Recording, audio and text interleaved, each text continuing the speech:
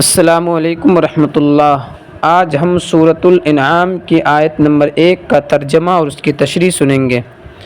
الحمد للہ الذی خلق السماوات والارض وجعل الظلمات والنور ثم الذین کفروا بربہم یعدلون۔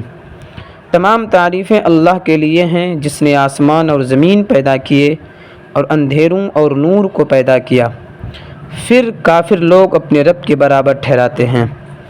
اس آیت میں بندوں کو اللہ تعالیٰ کی حمد کی تعلیم فرمائی گئی کہ وہ جب حمد کرنے لگیں تو الحمدللہ کہیں، اور آسمان و زمین کی پیدائش کا ذکر اس لیے ہے کہ ان میں دیکھنے والوں کے لیے اللہ عز و جل کی حکمت و قدرت کے بہت سے عجائبات، عبرتیں اور منافع ہیں۔